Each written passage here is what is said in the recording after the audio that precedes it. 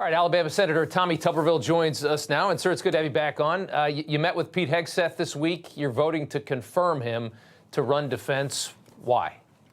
Well, first of all, Rob, we need drastic change, and President Trump wants to change it all.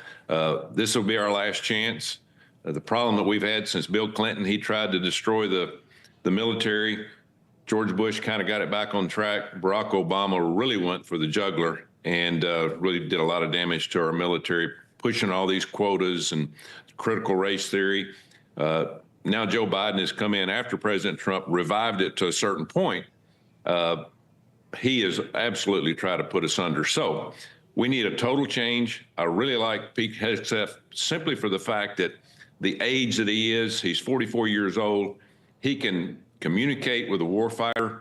We need to clean our Pentagon out. Now, we do have some good people over there, but the problem that we have ever since Afghanistan, all these admirals and generals that were in the Pentagon, not one of them walked out and said, hey, we can't do what we're doing in Afghanistan. We can't run from a fight. And we did. And we got a lot of people killed.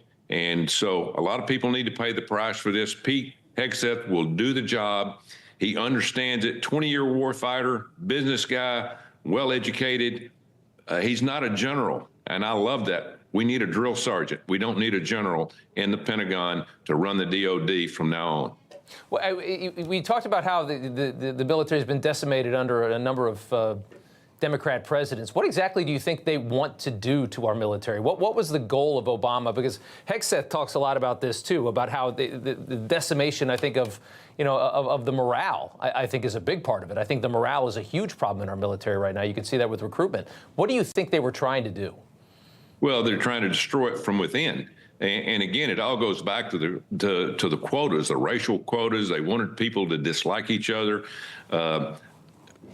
Implementing transgenders into the military. Now, listen, I don't care. You can be whatever you want, but this has got to be merit-based. This is not an affirmative action program. The military is something that is built from within, from a lot of tough people that understand that your number one job is to protect the United States of America and its allies from foreign competition. And so we've gotten way away from that. Everything has to do with diversity and inclusion, equity, the things that need nothing to be with the military. So at the end of the day, this will be Pete Hegseth's orders from President Trump. I know that he's making the rounds up here. He should, but he is the perfect person to communicate with the warfighters that we have in this generation.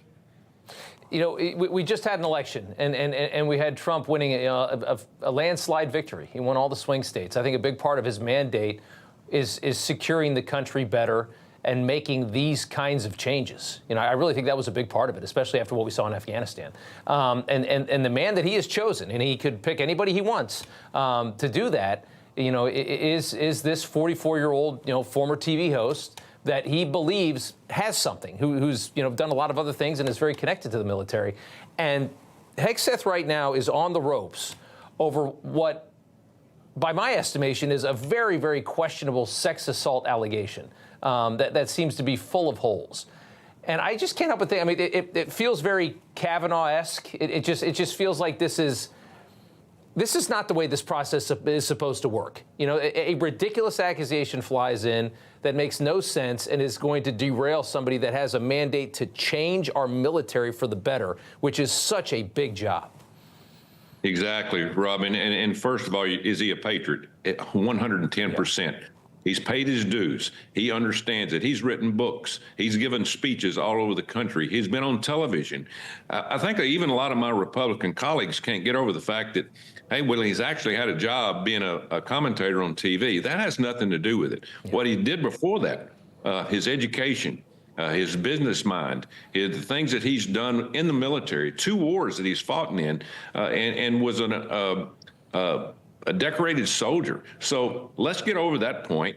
Go to the facts that we see, not rumors. Yeah. This media is going to try to destroy Pete Hegseth.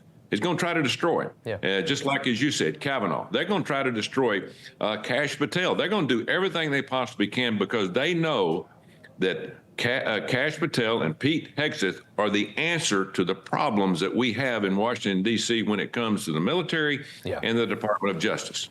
You know, everybody's reporting the same stories, the same spin. You turn the channel, it's always the same.